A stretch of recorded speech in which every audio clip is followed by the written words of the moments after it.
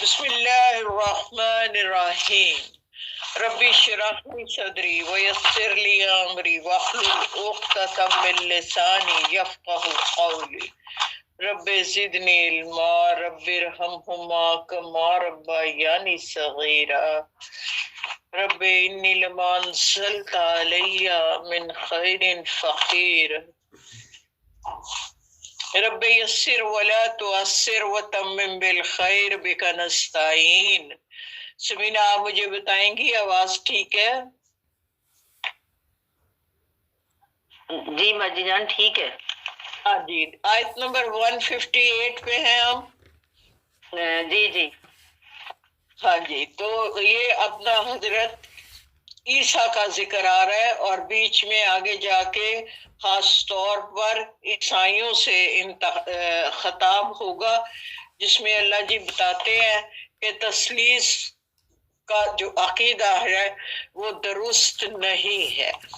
تو اللہ ایک ہی ہے، اللہ نہ تین جگہوں پہ ہے، اللہ نہ تین میں ہے، نہ تین میں ایک، نہ ایک میں تین۔ یہ بات، یہ عیسائیت کا عقیدہ ہے۔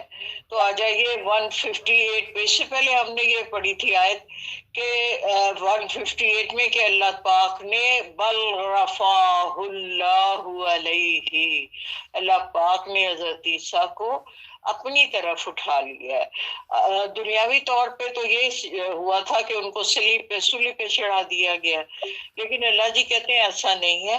وَقَالَ اللَّهُ عَزِيزًا حَكِيمًا، اور اللہ پاک یقیناً زبردست کمال حکمت والا ہے۔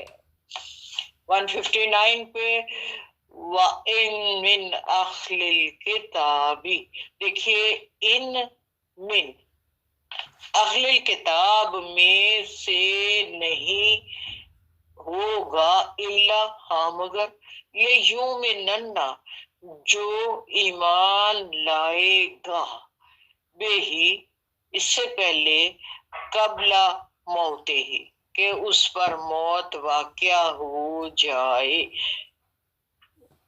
یہ آیت ہمیں بتا رہی ہے کہ حضرت عیسیٰ زندہ ہیں، وہ دوبارہ آئیں گے دنیا میں، اور اہل کتاب موت سے پہلے ان پر ایمان لے آئیں گے۔ یعنی کوئی شخص بھی، دیکھیے حضرت عیسیٰ پر تو عیسائیوں کا مکمل ایمان ہے نا، تو یہ اللہ جی کہہ رہے ہیں کہ آپ چونکہ آسمان پر اٹھا لیے گئے ہیں، تو جب آپ واپس آئیں گے تو اہل کتاب جو ہے نا، ان میں سے سارے کے سارے دوبارہ ان کو زندہ دیکھیں گے، محسوس کریں گے، پائیں گے۔ حالانکہ یہ تو ہمارا قرآن ہمیں بتا رہا ہے نا کہ ان کو زندہ اٹھا لیا گیا۔ تو عیسائیت میں تو یہ مشہور ہے کہ ان کو صلیب پہ چڑھا دیا گیا۔ تو اب اللہ جی اس بات کی تصدیق کر رہے ہیں کہ جان لو وہ زندہ ہیں، وہ واپس آئیں گے، اور آپ سارے ان پر ایمان لے آؤ گے۔ وہ یوم القیامتی، اور روز قیامت، یکون علیہم، ہوں گے وہ ان پر شہیدا، گواہ۔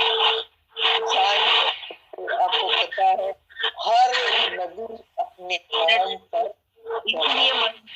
پڑھ رہے ہیں کہ آگے آگے نبی ہوں گے اور پیچھے پیچھے ان کی امت ہوگی، اور وہ اپنی امت پر گواہی دیں گے کائے کی کہ میں نے ان کو اللہ جی آپ کا پیغام جیسے آپ نے دیا تھا منوعاً ان تک پہنچا دیا ہے۔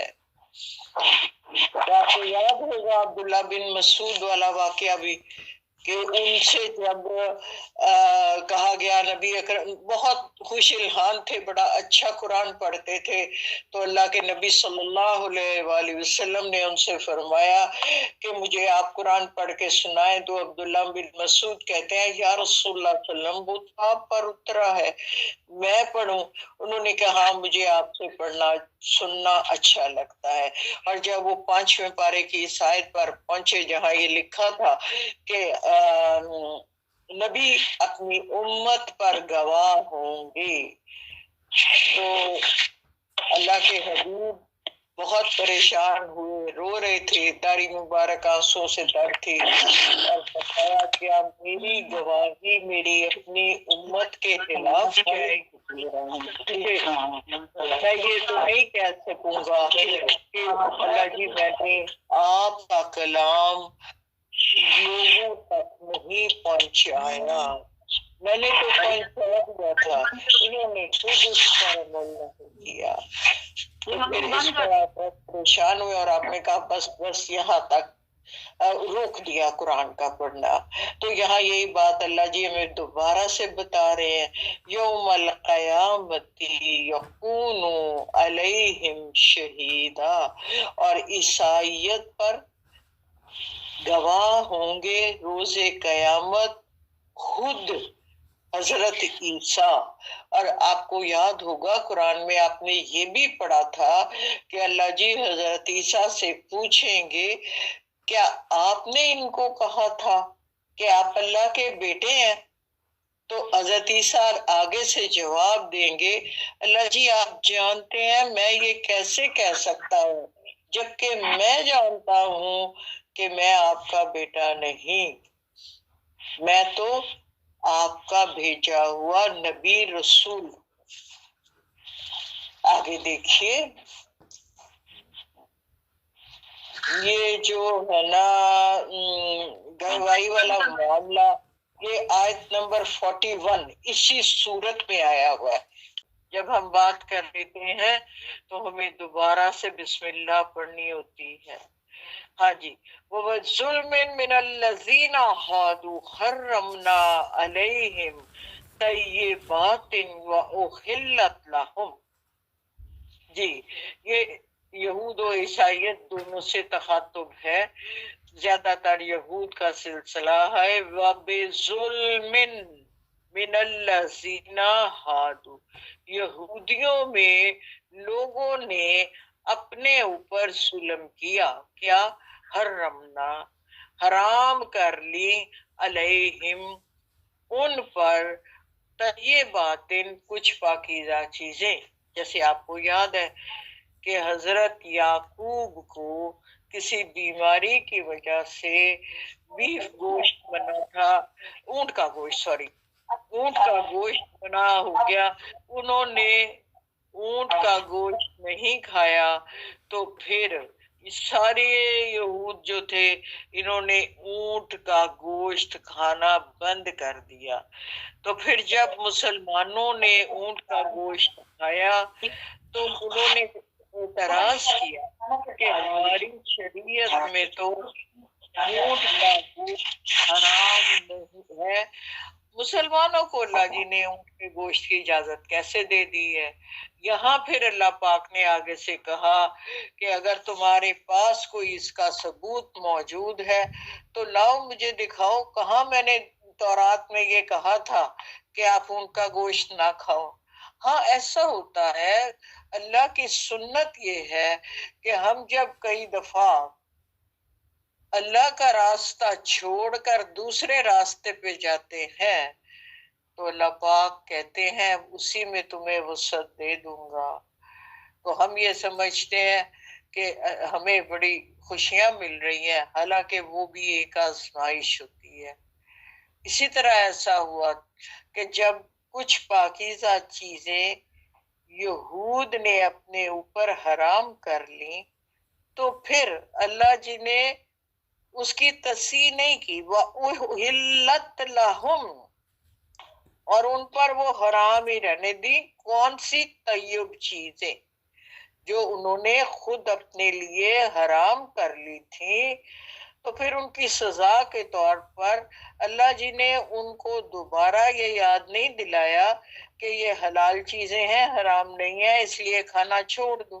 اگر یہاں آپ کو کئی دفعہ مثال دی گئی، آپ کو یاد بھی ہوگا کہ پیارے نبی صلی اللہ علیہ وآلہ وسلم نے اپنی 2 بیویوں کی خواہش کے مطابق شہد جب کھانا چھوڑا تو اللہ جی نے خاص طور پر آیات نازل کر کے حضور کو یہ کہا صلی اللہ علیہ وآلہ وسلم کہ آپ شہد کھایا کریں ورنہ امت اس کے فائدوں سے محروم رہ جائے گی.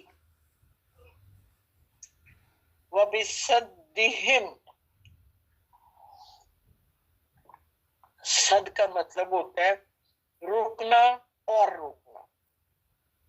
اب یہ یہود کے اعمال بتائے جا رہے ہیں کہ روکتے اور رکتے ہیں اللہ کے راستے سے بہت سارے لوگ. وَبِصَدِّهِمْ عَنْ سَبِيلِ اللَّهِ كَثِيرًا، یعنی اللہ کے راستے سے خود بھی رک جاتے ہیں اور دوسروں کو بھی جانے سے روکتے ہیں. وَآخْذِهِمْ، اور پکڑ لیتے ہیں ربا کو. وقد، حالانکہ نوحو، منع ہے، انہو، ان کو. سود اللہ جی نے یہودیوں کو بھی منع تھا، آج بھی منع ہے، لیکن وہ اللہ جی ہمیں بتا رہے ہیں 161 میں کہ وہ لے لیتے ہیں سود کو، حالانکہ ان کو سود منع ہے. اصل میں یہود کا طریقہ یہ ہے کہ سارے یہودی تو اعلیٰ نسل کے ہیں، باقی تمام عوام جو ہے وہ حیوان ہے، انسان نہیں ہے. انسان حیوان نما انسان ہے. ہم آپس میں تو اچھا برتاؤ کریں یہود کا یہود کے ساتھ، ان سے ہم سود نہیں لیں گے، لیکن جو دوسرے انسان ہیں ان سے ہم ہر زیادتی روا رکھیں گے، سود بھی کھائیں گے، ان کو ہر طریقے سے مسلیں گے، کچلیں گے، ان پر ظلم کریں گے.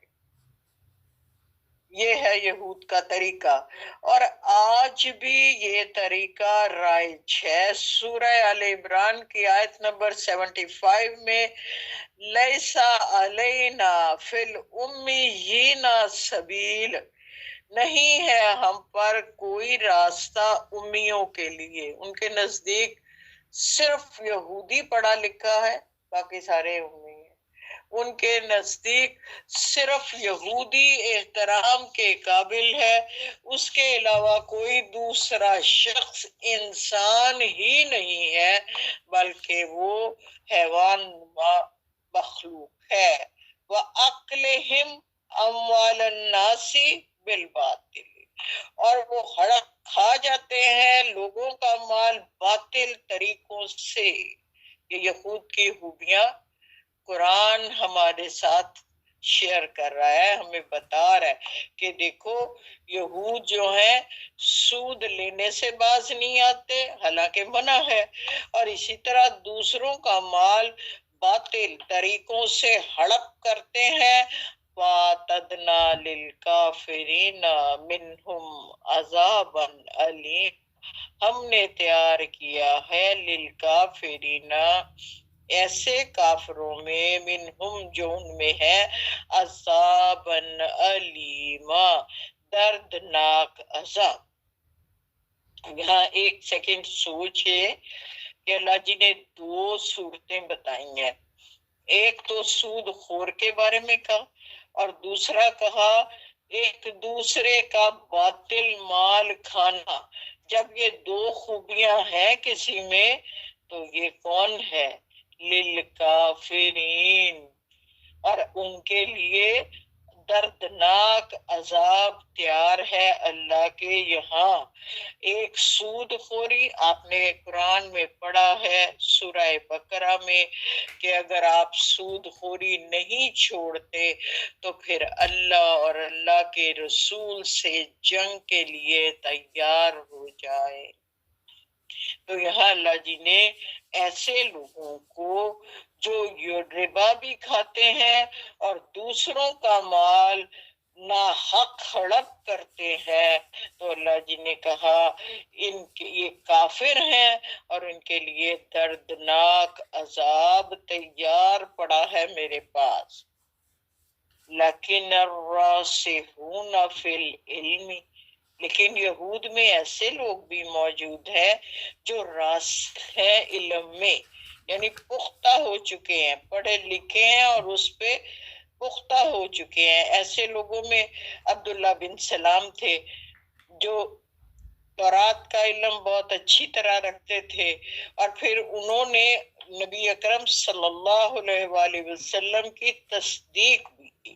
عبداللہ بن سلام رضی اللہ تعالیٰ عنہ تو ہمیں بتا رہے ہیں اللہ پاک کہ علم میں جو راسخ لوگ ہیں منہم والمومنون، اور وہ مومن بھی ہیں، اہل ایمان ہو گئے ہیں، یومنون وہ ایمان لاتے ہیں، بما اس پر، ساتھ اس کے، انزلا علیکا جو ان کی طرف نازل ہوا اس پر بھی، یعنی نبی اکرم صلی اللہ علیہ وآلہ وسلم پر نازل ہوا، مراد قرآن، وما انزلا اور وہ جو، یہاں ما جو کے معنی میں آ رہا ہے، من قبلک اس سے پہلے، یعنی تورات بھی قرآن کا ایک اصلی تورات کی بات ہے، وہ بھی قرآن ہی کا حصہ ہے، اور قرآن مکمل کتاب ہے، جبکہ تورات اور انجیل اسی کے حصے میں سے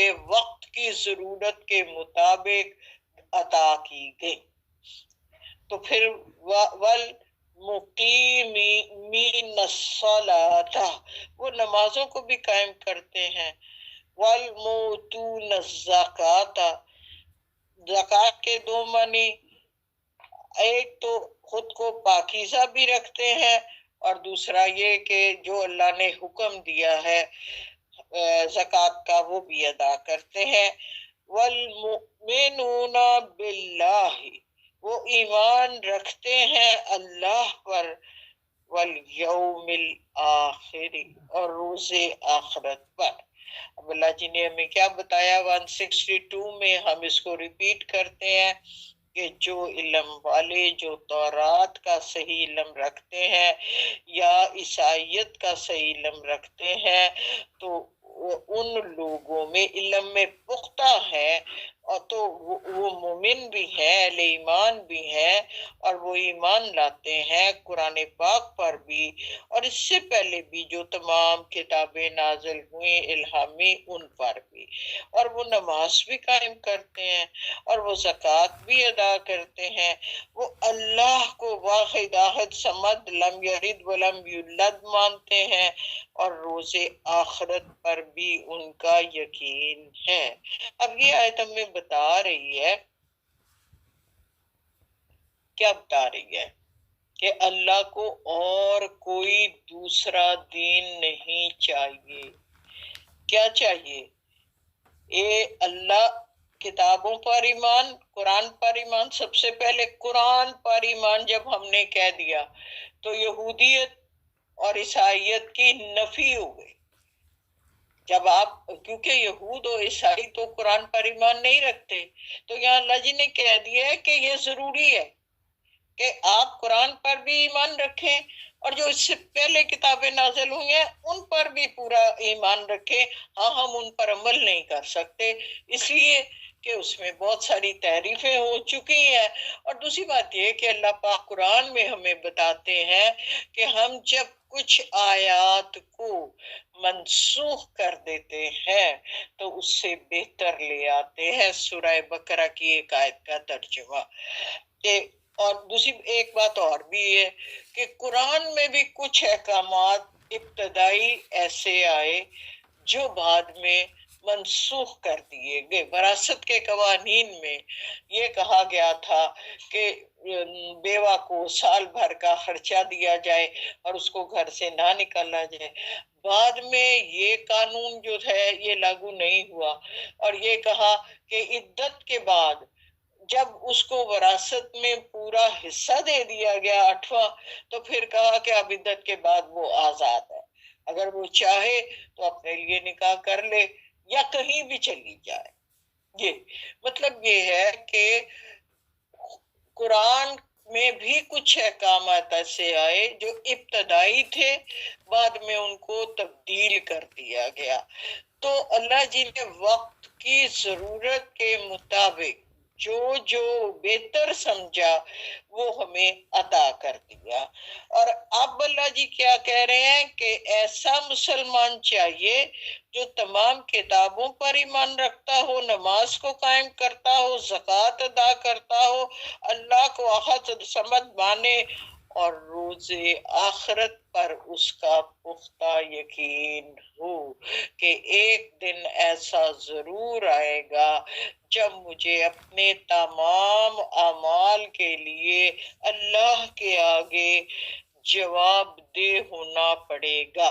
اللہ جی کیا کہہ رہے ہیں؟ جن لوگوں کا یہ عقیدہ ہوگا، اولئک، یہی وہ لوگ ہیں، سنوتیہم، ہم ان قریب عطا کریں گے ان کو، اجرن عظیما، بڑا بڑا اجر.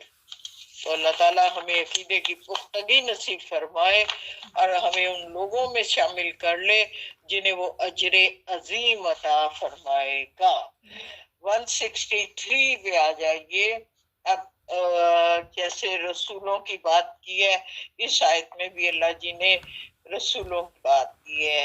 اِنَّا أَوْحَيْنَا عَلَيْكَ، جس طرح، بے شک ہم نے وحی کی آپ کی طرف، کما، اسی طرح، اوحینا، ہم نے وحی کی، الی نوح، نوح کی طرف، ونبینا من بعدہ، اور ان نبیوں پر بھی جو ان کے بعد آئے، وَأَوْحَيْنَا، اور پھر ہم نے وحی کی، الی ابراہیم وَإِسْمَاعِيلَ وَإِسْحَاقَ وَيَعْقُوبَ وَالْأَسْبَاطِ. اسباط ہوتا ہے اولاد، تو نام آپ کو پتہ ہے، ابراہیم، اسماعیل، اسحاق و یعقوب. ہم نے ان سب رضی اللہ تعالی عنہ انبیاء کو اور ان کی اولاد، یعنی اب دیکھیے، اب یہاں یہ دیکھ سکتے ہیں حضرت یعقوب کی اولاد، پھر یہ حضرت اسحاق کی اولاد، انہی میں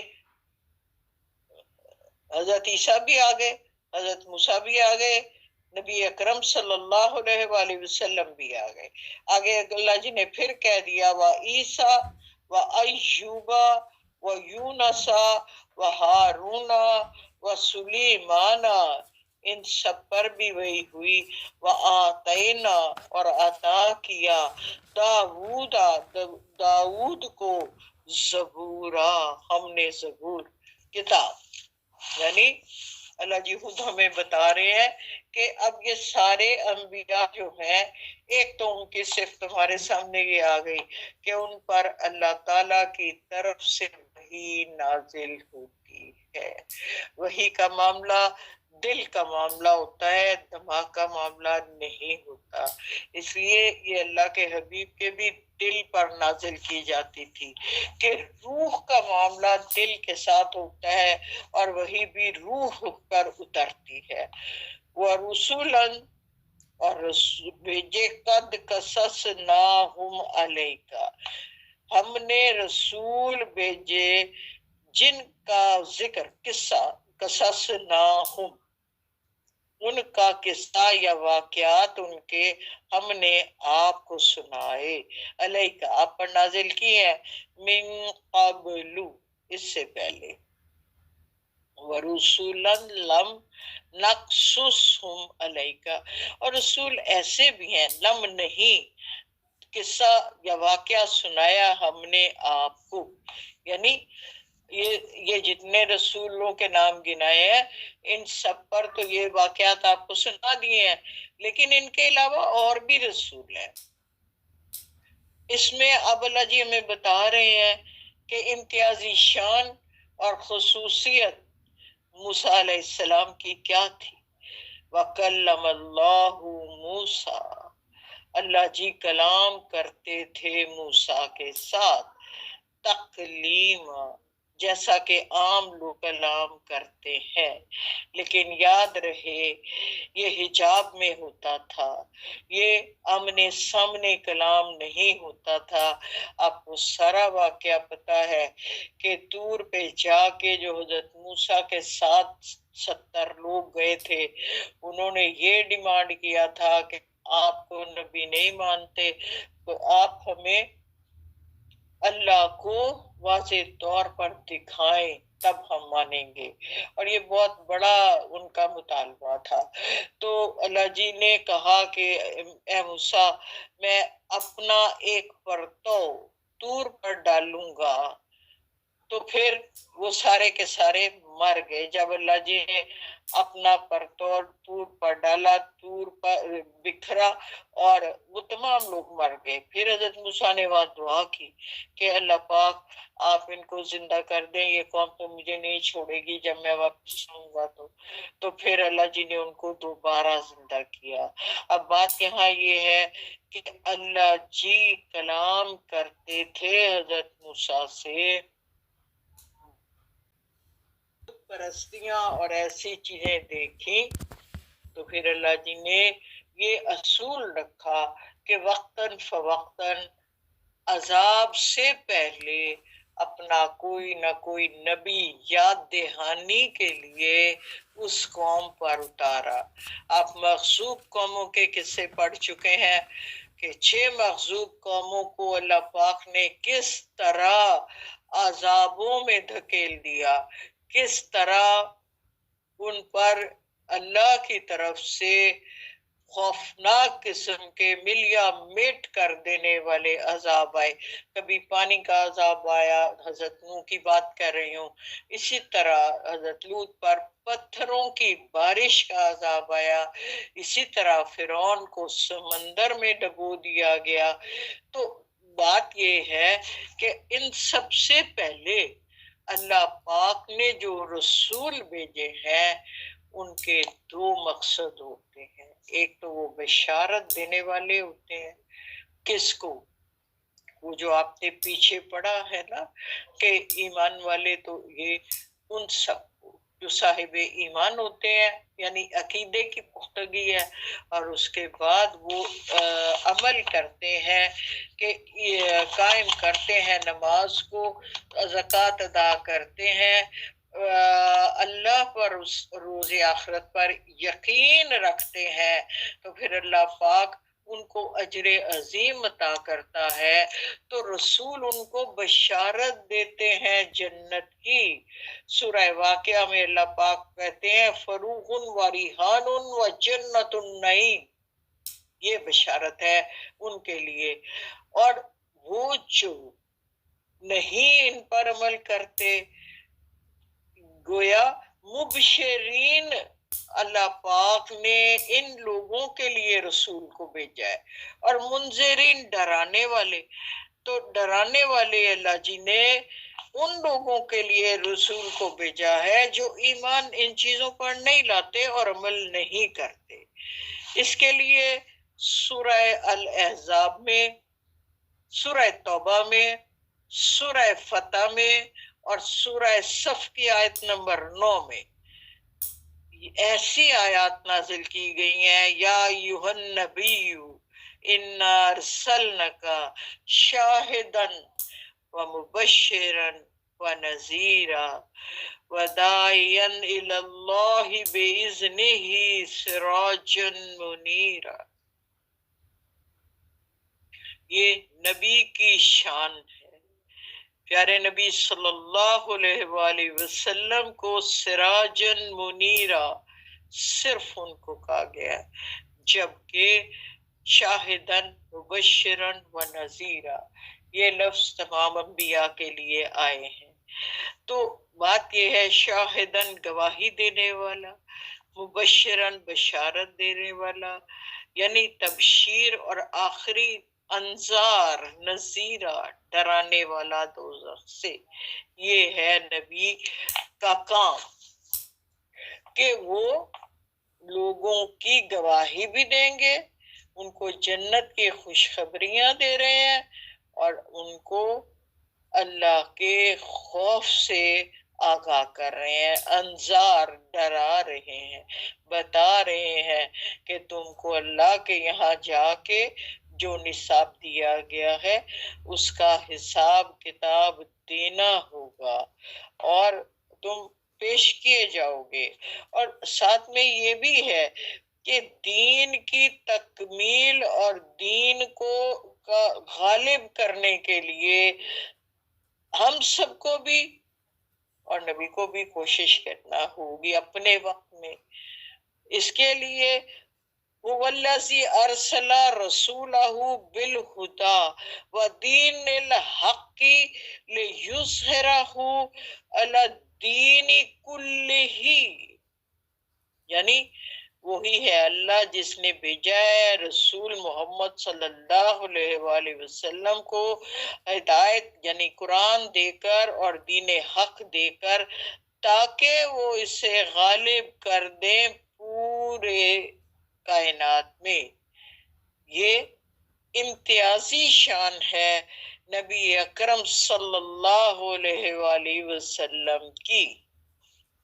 آگے لیکن اللہ یشہد بما انزل علیک وانزلہ بعلمہ، لیکن اللہ گواہ ہے کہ اس نے نازل کیا ہے آپ کی طرف جو اس نے اپنے ہی علم سے نازل کیا ہے، انزلہ اس نے نازل کیا ہے یعنی رب کی طرف سے آیا ہے۔ یہ کون؟ اللہ پاک خود گواہی دے رہے ہیں کہ یہ میرا ہی کلام ہے، اے نبی صلی اللہ علیہ وآلہ وسلم، جو میں نے آپ پر نازل فرمایا ہے۔ والملائکۃ یشہدون، اور ملائکہ بھی اس پر گواہ ہیں۔ کون لے کے آتا تھا؟ وہی جبریل امیر، اور وکفیٰ باللہ شہیدا، اس پر دوبارہ گواہی اللہ کی کہ وہ خود گواہ ہے کافی، یعنی اس گواہی کے لیے خود اللہ کی ذات اکیلی بھی کافی تھی، لیکن ملائکہ بھی ساتھ گواہ ہیں کہ کلام جو اے نبی اکرم صلی اللہ علیہ وآلہ وسلم آپ پر نازل ہوا ہے تو یہ اللہ ہی کا کلام ہے۔ ان الذین کفروا، بے شک وہ لوگ جنہوں نے انکار کیا، وصدوا عن سبیل اللہ، اور روکا اللہ کے راستے سے، قد ضلوا ضلالا بعیدا، تو وہ گمراہ ہو گئے اور اس گمراہی میں بہت دور نکل گئے۔ کس سے دور نکل گئے؟ سیدھے راستے سے بھٹک کر غلط راستے پر بہت دور چلے گئے۔ کون؟ جنہوں نے قرآن سے انکار کیا، قرآن پر آنے والوں کا راستہ روکا، اور قرآن کے یعنی نبی اکرم صلی اللہ علیہ وآلہ وسلم، قرآن اور صاحب قرآن دونوں کی مخالفت جنہوں نے کی، اور لوگوں کو بھی روکا اور خود بھی رکے اس پر جانے کے لیے، تو وہ بہت دور گمراہ ہو کے نکل گئے صراط مستقیم سے۔ ان الذین کفروا، وہ لوگ جنہوں نے کفر کیا، انکار کیا، وظلموا، اور ظلم کیا، لم یکن اللہ، ہرگز نہ اللہ، لیغفر لہم، ان کو بخشے گا، ولا یہدیہم طریقا، اور نہ ہی ان کو ہدایت دے گا سیدھے راستے پر۔ اب آپ کو بالکل کھل کے بات سامنے اللہ جی نے کر دی کہ جنہوں نے قرآن پر ایمان نہیں لائے تو یہ انہوں نے اپنی جان پر خود ظلم کیا ہے۔ ظلم لم نانا اللہ نہیں، یقن اللہ، اللہ کرے گا، یعنی اللہ جی ہرگز نہیں ان کو بخشیں گے اور نہ ہی ان کو صراط مستقیم پر ہدایت دیں گے. سیدھے راستہ، طریق ہوتا ہے راستہ، تو سیدھے راستے پر، ہدایت والے راستے پر وہ نہیں آ سکتے. وہ کون؟ کافر، جو خود بھی مخالفت پہ تلے ہیں اللہ کے حبیب کی، اور لوگوں کو بھی روکتے ہیں. آپ کو یاد ہے نا کہ جب نبی اکرم صلی اللہ علیہ وآلہ وسلم کے پاس منافقین اور مشرکین آتے تھے تو ان سے کہا جاتا تھا کہ صبح کو چلے جانا حضور کی محفل میں یہ شو کر کے کہ ہم ایمان لے آئے ہیں، تو جب تم وہاں سے نکلو گے تو انکار کر دینا، تو پھر کہہ دینا کیا اساطیر الاولین، کچھ بھی نہیں ہے، کچھ بھی نہیں ہے، کوئی ضرورت نہیں وہاں جانے کی، وہ تو سب پرانے لوگوں کو قصے کہانیاں سناتے ہیں، اس طرح کی باتیں. تو یہاں ان کا انجام بتایا جاتا ہے، اللہ طریقہ جہنم، سوائے اس راستے کے جو جہنم ہے، خالدین فیہا ابدا، اس میں ہمیشہ رہیں گے. وَكَانَ ذَلِكَ عَلَى اللَّهِ يَسِيرًا، تو اللہ کے لیے ایسا کرنا کچھ مشکل نہیں ہے.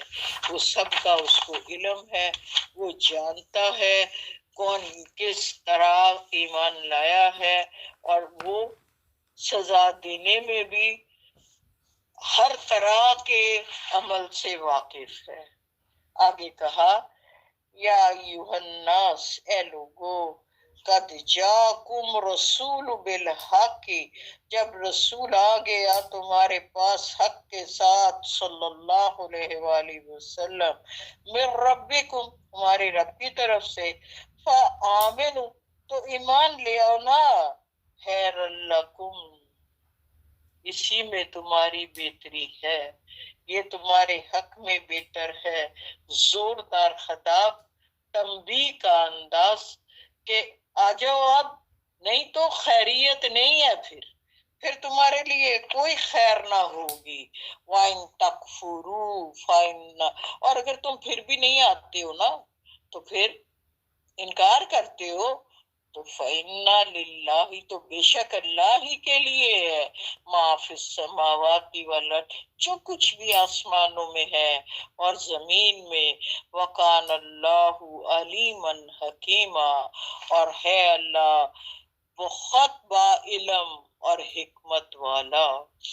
یا اہل الکتاب، کھلا کھلا اہل کتاب سے خطاب، لا تغلو، عیسائیت سے خاص طور پہ، نہ غلو کرو.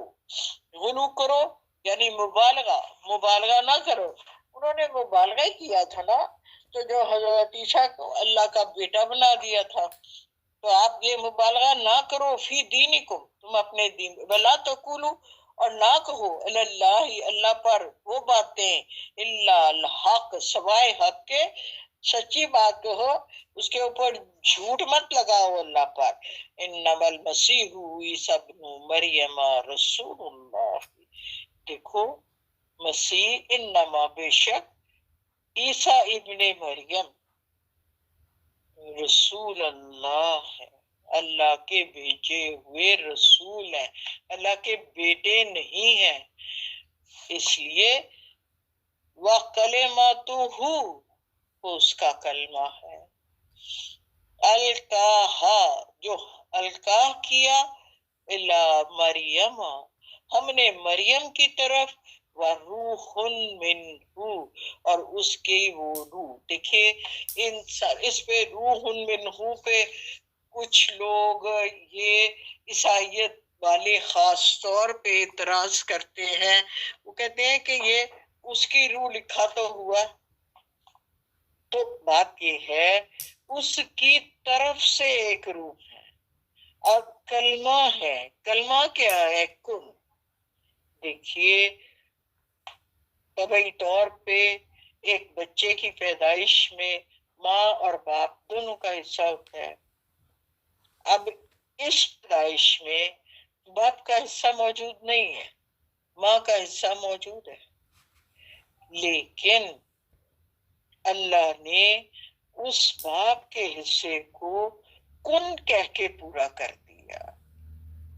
تو دوسری بات جو ہے سمجھنے والی، دیکھیے اگر یہ اللہ کا بیٹا ان کو مانتے ہیں تو پھر حضرت آدم کو کیا مانیں گے، جن کا تو نہ ماں تھی نہ باپ تھا؟ پھر ان کو بھی اللہ مان لو. تو ایسا نہیں ہے. تو اللہ جی یہی کہہ رہے ہیں کہ وہ میرا ایک کلمہ تھے جو میں نے کن کہہ کے مریم کی طرف ہلکا کر دیا اور اس کے اندر روح پھونک دی. ایک اور ضروری بات کیا ہے، کیا آپ کے اور میرے اندر کیا ہے؟ اللہ نے اپنی روح میں سے کچھ پھونکا تھا حضرت آدم کے لیے. ہم جب مرتے ہیں تو ہماری روح ہوتی ہے نا جو اللہ کی طرف چلی جاتی ہے. تو پھر اس طرح تو سارے انسان اللہ کے بیٹے ہو سکتے تھے. تو اللہ جی یہ سمجھانے کی کوشش کر رہے ہیں ایسا کچھ نہیں ہے. اللہ کا بیٹا ہونا یعنی اللہ کی طرف سے معجزہ تو آپ اس کو کہہ سکتے ہو، لیکن اللہ کا بیٹا نہیں کہہ سکتے، کیونکہ جو بیٹا ہوتا ہے نا وہ ماں باپ دونوں کے وجود کا ایک حصہ ہوتا ہے. روحیں الگ چیز ہے. اب اس میں ساری روحیں ایک جیسی نہیں ہوتی ہیں. جو روحیں حضرت عیسیٰ کی علماء کی روحیں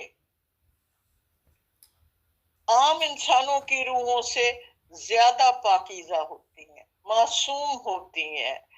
اور وہ دیکھیے غلطی تو انسان کی فطرت میں رکھ دی گئی ہے، کہیں ان سے بھی غلطی ہو سکتی ہے. غلطی سے مبرہ کون ہے؟ صرف رب تعالیٰ کی ذات. انبیاء کو جو کچھ دیا اللہ پاک نے خود دیا. اس روح بھی بنائی تو اللہ پاک نے خود بنائی. اس روح میں جس طرح کی خوبیاں معجزات ڈالنے تھے وہ رب نے خود منتخب کیے. رب نے موسیٰ کو کلیم اللہ بنایا تو خود بنایا، عیسیٰ کو کلمت اللہ بنایا تو خود بنایا، ابراہیم کو خلیل اللہ بنایا تو میرے رب نے خود بنایا. تو محمد کو رسول اللہ بنایا. تو ان کے لیے ہمارے علماء جو ہیں وہ کہتے ہیں وہ نور محمدی ہے. تو روح جو ہے یہ بھی چونکہ نور ہے تو انسانی ارواح کو بھی نور سے ہی پیدا کیا گیا، ہم سب کو بھی. تو لہذا بات یہاں عیسائیت کے حوالے سے یہ یاد رکھنی ہے ہر روح کی اپنی شان ہے اور اللہ جانتا ہے کہ کس کی روح کتنی نور والی ہے، کتنی پاکیزہ. فآمنوا باللہ ورسلہ، آپ ایمان لے آئیے اللہ پر اور اس کے رسولوں پر. ولا تقولوا، اور مت کہو ثلاثۃ، تثلیث، تین خداؤں کا دعویٰ نہ کرو. تم اللہ صرف ایک ہی ہے، احد ہے، صمد ہے، لم یلد ہے ولم یولد ہے. ہاں تم جو یہ تسلیث کہہ رہے ہو کہ بی بی مریم میں بھی خدا، جبریل امین میں بھی خدا اور حضرت عیسیٰ میں بھی خدا، تو یہ تصور، یہ سوچ، یہ عقیدہ، یہ ایمان غلطی ہے. انتہو، باز آ جاؤ، رک جاؤ، نہ کرو خیر اللہ کو، اسی میں بہتری ہے ورنہ خیر نہیں ہے تمہاری. الوہیت تین میں ہے، غلط ہے. انما اللہ الہ واحد، اللہ جی نے صاف لفظوں میں اعلان کر دیا کہ الہ ہے اللہ اور وہ واحد ہے. سبحانہ، وہ پاکیزہ ہے. ان یکون لہ ولد، کہ اس کا کوئی بیٹا بھی ہو. لہو، اسی کے لیے ہے. ما فی السماوات و ما فی الارض، جو آسمانوں اور زمینوں میں موجود ہے۔ دیکھیے بیٹا ہونا ایک کمزوری کی نشانی ہے۔ تو اللہ جی کیا کہہ رہے ہیں کہ آپ بیٹے کی بات کرتے ہو، اس کا بیٹا ہے، اس کو بیٹے کی ضرورت نہیں ہے۔ زمین و آسمان میں جو آپ کا بیٹا، آپ ہم بیٹا کیوں مانگتے ہیں کہ ہمارا نام قائم و دائم رہے، ہمارے بعد ہمارا کوئی نام لینے والا ہو، تو رب کو اس کی ضرورت نہیں ہے۔ وہ تو حی و قیوم ہے، زندہ ہے، قائم رہنے والا ہے، قائم رکھنے والا ہے۔ تو اس نے بیٹے کو لے کے کیا کرنا ہے؟ اس کی شان اس سے کہیں آگے کی ہے، ہر چیز اس کے لیے آسمان و زمین میں موجود ہے۔ وَكَفَى بِاللَّهِ وَكِيلًا، اور اللہ کا ساز خود اکیلا ہی کافی ہے۔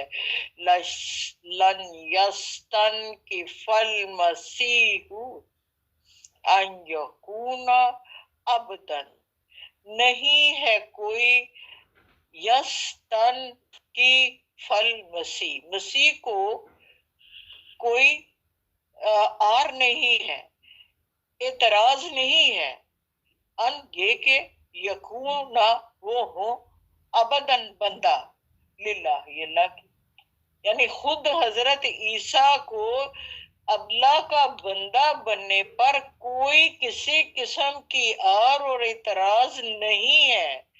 وَلَلْمَلَائِكَةُ الْمُقَرَّبُونَ، اور نہ ہی ملائکہ مقربین کو اس میں کوئی آر ہے کہ انہیں بندہ سمجھا جائے۔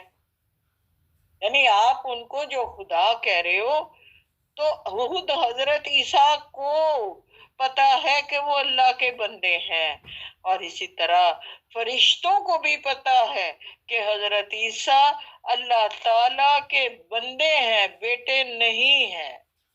ہم کیا کہتے ہیں؟ نشہد ان محمد عبدہ و رسول، کہ محمد اللہ کے بندے اور رسول ہے۔ اللہ کا بندہ ہونا ایک شان کی بات ہے، یہ کہا جا رہا ہے۔ وَمَنْ يَسْتَنْكِفْ، اور جو کوئی بھی آڑ ان عبادت ہی سمجھے گا اس کی بندگی میں، وَيَسْتَكْبِرْ، اور تکبر کرے گا، وَيَحْشُرُ، حشر سے جمع کر لے گا، ان قریب وہ، ہم ان کو، الیہ اپنی طرف، جمیعا سب کے سب کو۔ یعنی اب اللہ جی یہاں تھریٹ کر رہے ہیں کہ جو کوئی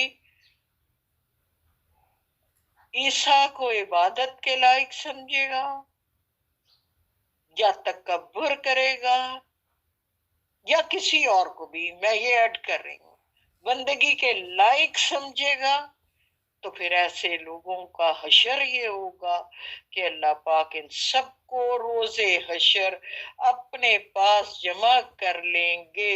مطلب کیا ہے؟ عذاب کی طرف لے جائیں گے۔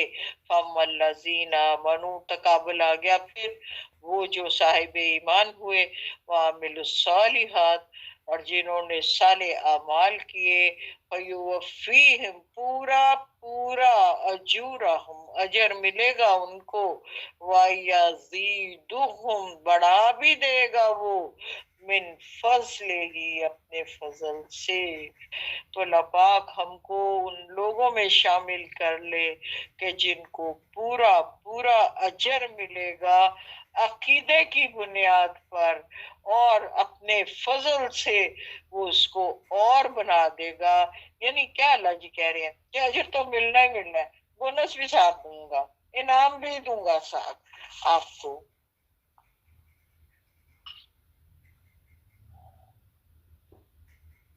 وَأَمَّا الَّذِينَ اسْتَنْكَفُوا وَاسْتَكْبَرُوا، اور جنہوں نے آر محسوس کی اور تکبر کیا، فَيُعَذِّبُهُمْ، ان کو عذاب دیا جائے گا، عذابًا علیما، دردناک قسم کا عذاب، ولا اور نہ یجدونا وہ پائیں گے، لہم وہ اپنے لیے، من دون اللہ اللہ کے سوا کسی کو، ولین مددگار، نصیر حمایتی، ولی دوست، ولا نصیرہ اور نہ ہی کوئی مددگار۔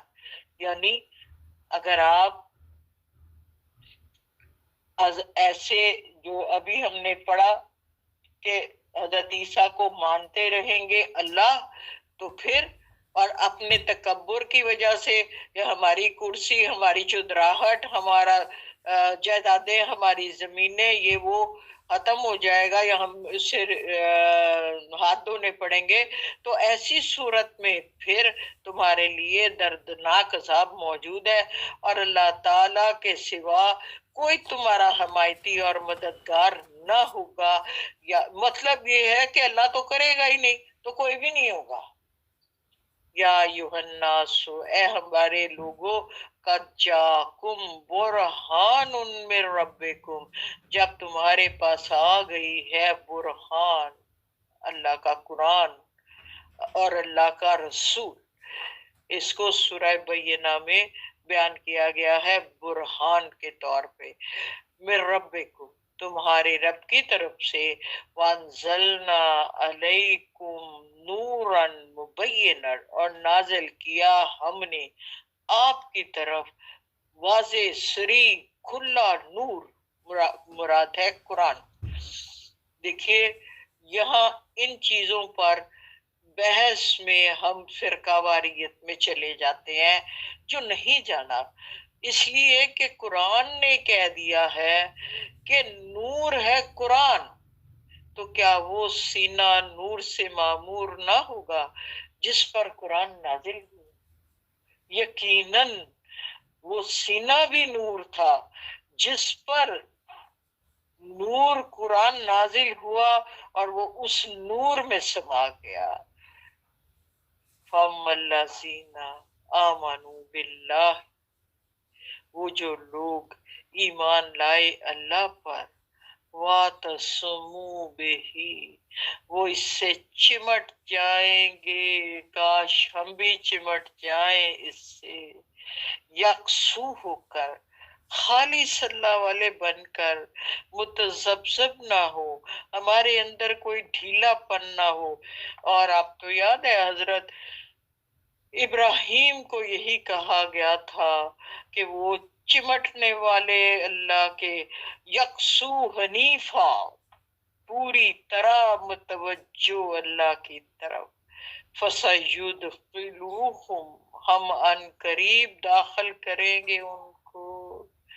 اے صاحب قرآن میرے سارے ساتھیوں، غور کرو اللہ جی کیا کہہ رہے ہیں کہ قرآن سے جو چمٹ جائے گا ہم اس کو ان قریب داخل کریں گے، فی رحمت منہ و فضل اپنی اس کی رحمت میں اور اس کے فضل میں۔ اللہ جی ہمیں داخل کر لیجئے۔ وَيَهْدِيهِمْ إِلَيْهِ صِرَاطًا مُسْتَقِيمًا اور انہیں ہدایت دے گا میرا رب سیدھے راستے کی طرف۔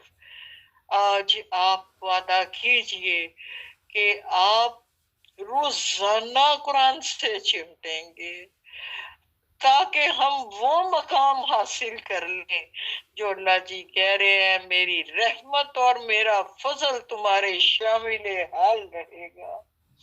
تو کاش ایسا ہو کہ ہم ہر روز قرآن سے چمٹیں، شوق کے ساتھ، خواہش کے ساتھ، دل کی پختگی کے ساتھ، مصمم ارادے کے ساتھ۔ اللہ ہمیں اس کی توفیق عطا فرمائے کہ ہم صراط مستقیم پر رہیں۔ آخری آیات، میرا خیال ہے آخری the last one، yes، یہ کلالہ کے بارے میں ہے آیت۔ یستفتونک آپ سے سوال کرتے ہیں، کل بتا دیجئے، کون سوال کرتا ہے؟ صحابہ اکرام پوچھ رہے ہیں، کل اللہ اللہ یفتیکم تمہیں فتویٰ دے چکا ہے فی کلالاتی کلالہ کے بارے میں. اب دیکھیے پہلی بات تو یہ کہ کلالہ کون ہے آپ پڑھ رہے ہیں. دوسری بات یہ کہ فتویٰ کیا ہے، یعنی شرعی حکم کیا ہے. ابھی ہم پر کلالہ کی بات واضح نہیں ہوئی. یہ آخری آیت اس صورت میں بہت بعد میں 9 ہجری میں داخل کی گئی، جب لوگوں کو جو شروع میں کلالہ کی آیات تھی ان میں کچھ پختگی نہیں محسوس ہوئی، ان کو سمجھ نہیں آئی، تو پھر انہوں نے صحابہ سے پوچھا ہے کہ اللہ جی کہہ رہے ہیں کہ آپ سے صحابہ پوچھ رہے ہیں فتویٰ. کلالہ اس عورت اور مرد کو کہتے ہیں جس کا نہ باپ ہو نہ اولاد ہو، ماں باپ بھی نہ ہو اور آگے اولاد بھی نہ ہو، تو پھر وراثت کیسے تقسیم ہوگی.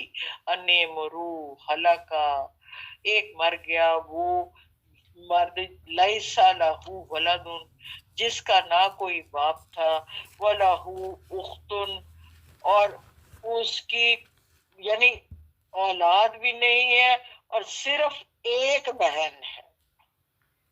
اب یاد رہے ایک ایسا مرد جس کے ماں باپ بھی نہیں، جس کے بچے بھی نہیں اور اس کی صرف ایک ہی بہن ہے. فلا یہی رول کس کے لیے ہے؟ بیٹی کے لیے بھی، کہ جس کی اگر ایک مرد ہے اس کی اگر ایک ہی بیٹی ہے تو پھر آدھی جائیداد کی وہ وارث ہوتی ہے. یہاں کہہ دیا اب ایک مرد مرا، نہ ماں باپ ہیں نہ آگے بچے ہیں، لیکن اس کی ایک بہن ہے تو آدھا حصہ اس کو جڑ جائے گا. نصف ما ترکا اس کے ترکے میں سے. اب دیکھیے سب سے پہلے ترکے میں جو ہم کو دینا ہوتا ہے نا وہ قرض دینا ہوتا ہے. اگر میت پر کوئی قرض ہے تو اول بات ہے کہ قرض ادا ہو.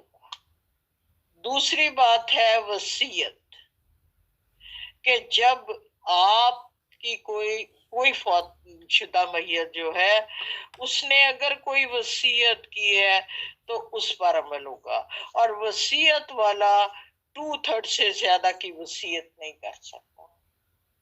اب دیکھیے آگے کیا کہا، آگے کہا کہ وَهُوَ يَرِثُهَا إِن لَّمْ يَكُن لَّهَا وَلَدٌ اور وہ مرد اس بہن کا، اگر بہن مر گئی ہے اور اس کی جائیداد ہے تو وہ مرد ایک اکیلا بھائی اس کی پوری جائیداد کا وارث ہوگا. ٹھیک ہے آگے دیکھتے ہیں. یعنی اگر کلالہ عورت تھی جس کی کوئی اولاد نہیں، نہ والدین ہے، اس کا ایک ہی بھائی ہے تو وہ وارث بن جائے گا.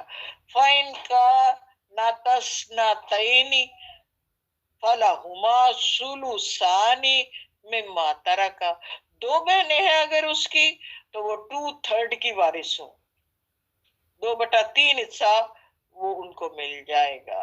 وَإِن كَانُوا إِخْوَةً وَرِجَالًا اور اگر اس کے مرد بھی ہیں وہ نسان اور عورتیں بھی ہیں، فَلِلذَّكَرِ جو کہ مرد مثلو حظ الانثیین تو ان کو جائیداد کے حصے کے مطابق ایک مرد کے لیے 2 عورتوں کے برابر حصہ ہوگا. یعنی بھائی کو 2 حصے ملیں گے، بہن کو 1 حصہ ملے گا. یہ اصول سگے بہن بھائیوں کے لیے ہے، اور جو باپ کی طرف سے ہوں ان کو سگا ہی تصور کیا جاتا ہے.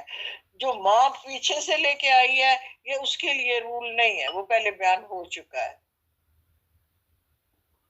یبین اللہ لکم اللہ بیان کرتا ہے تمہارے لیے، انت دل تاکہ تم گمراہ نہ ہو جاؤ. واللہ اللہ بکلی ہر شین کا چیز کا علیم علم رکھنے والا ہے. اب یہاں کچھ باتیں وضاحت طلب ہے.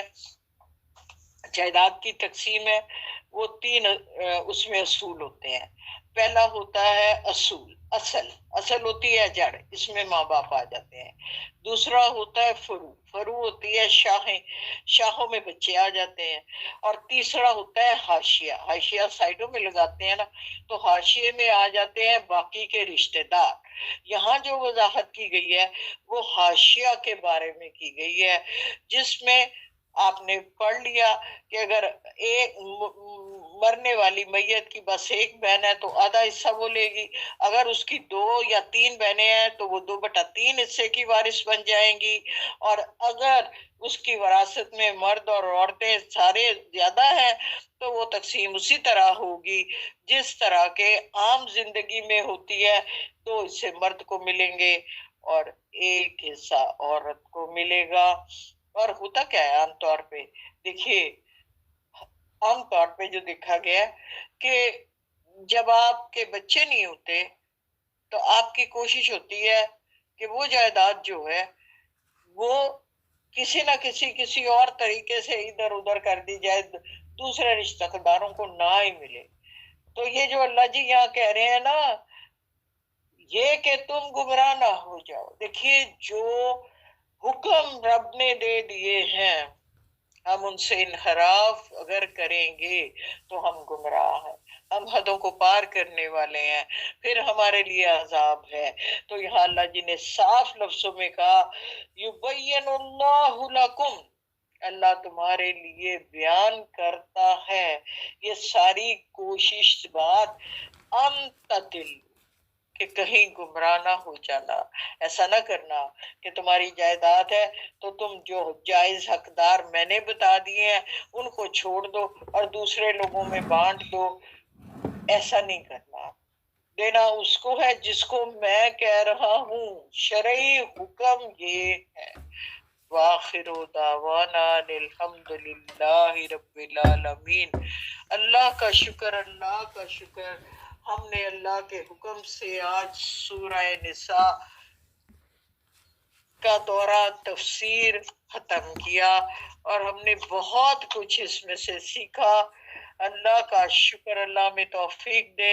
یہ جو آخری بات ہے یہاں آیت نمبر 175 میں، فَأَمَّا الَّذِينَ آمَنُوا بِاللَّهِ وَاعْتَصَمُوا بِهِ، ایمان والے بھی بن جائیں اللہ پر اور اس کے ساتھ چمٹ بھی جائیں تاکہ ہم اللہ کی رحمت اور فضل کے حقدار ہو جائیں. آپ سے یہ گزارش ہے، اپنے بچوں کو، اپنے دوستوں کو، اپنے ملنے جلنے والوں کو بھی یہ ترغیب دیجئے کہ آپ کو قرآن سے جڑنا ہے تاکہ آپ اللہ کی رحمتوں کے حقدار بن جائیں. انشاءاللہ نیکسٹ کلاس میں ہم سورہ مائدہ قرآن کی 5ویں سورت شروع کریں گے. اللہ پاک ہمیں ہمارا آنا جانا، کہنا، بولنا، پڑھنا، سننا سب اپنی بارگاہ میں قبول و منظور فرمائے.